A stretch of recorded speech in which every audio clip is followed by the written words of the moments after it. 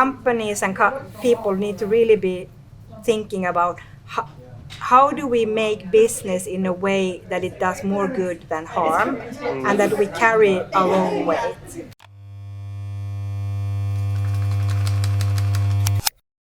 Well, we've talked about roads and cars quite a lot, and obviously a huge net contributor to greenhouse gases. Yes. And I know Enfuce works quite thoroughly in making finance green. Yes.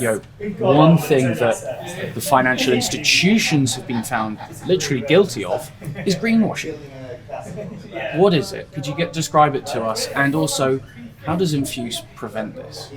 Yeah, I think what greenwashing is more or less panicking.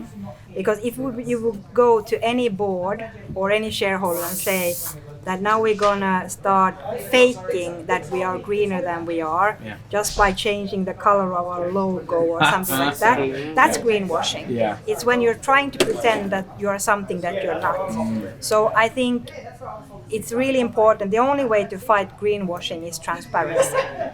So the customers, meaning us, the people, whether we are like consumers or whether we are corporate, we need to demand from our partners, subcontractors, where we buy stuff, that we understand what they're doing. It doesn't mean that they have to be like net zero or something like this yet, but they need to be walking the talk, because greenwashing is just BS. Yeah.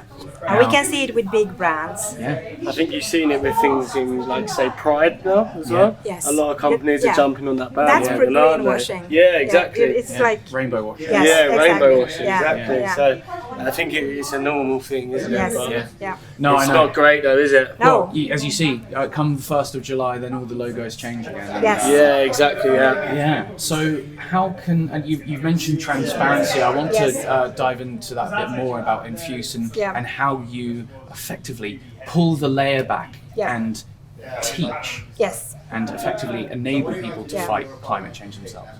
Well, first of all, we need to walk the talk. So we are part of the climate pledge, because you need to be, I believe and we believe that you need to be reporting to someone. Yeah. So it's like you get, and then don't drink and drive, don't BS and have a company. So that's what we are doing. So really showing what we are doing to make sure that we don't run, like our capacity is to run in AWS, but we choose the AWS sites that are run on 100% renewable energy, just to make sure that we can get down the capacity emissions. Yeah. And then, of course, compensating is the last resort, but because it's all about avoiding emission, then it's reducing emissions, and then it's like compensating, and that's what we do as well. And I believe you said that you had Monzo as a bank. Yes. You should demand Monzo to have My Carbon Action as a tool, so that you could actually understand how your consumption impacts, so where you buy the electricity from. Okay. And I know, for example, that at least heard rumors that Tandem Bank, for example, has a way that if you buy solar panels to your house, you get a reduction in your mortgage interest, because that means that the bank is actually walking the talk. They are enabling their customers to become more sustainable, thus still making money on it. And I think that's the core. Companies and people need to really be thinking about how do we make business in a way that it does more good than harm, and that we carry our own weight.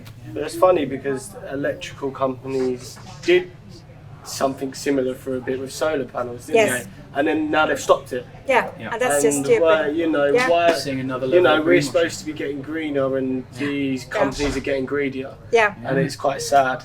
Yeah. But here I think the shareholders again, the ones who own, they need to demand, and the transparency, and like I know a lot talk about fossil fuels, that it's just driving electric car is better than a fossil fuel car. But then if you think about, for example, India, if you would drive a car in India, a fossil fuel car, that would probably emit less, because most of the energy is produced through coal. So again, understanding. So I think in the end of the day, it's everyone's responsibility to get educated. Because we have, I think we are a bit lost cause. But again, as a mother of 4, I really hope my There's a lot kids at stake. You've got to pass on.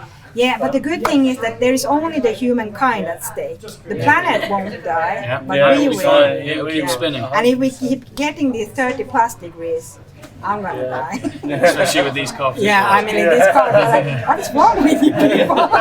It used to be cold in England. Our winters are cold. Yeah, but it's so weird. Yeah. That's the problem in London. Is the houses are built for winter, not for summer. Exactly, and if you look at, for example, Finland, we put a lot of, or have always done a lot, like there's a lot of regulation in how you build and how you construct stuff. And it used to be like, because it has to remain there for 100 plus years. Yeah. But now it's also like, it has to be sustainable, it has to be lower emitting. And I think those are the things that will change, but we the people need to change faster and demand more. I do.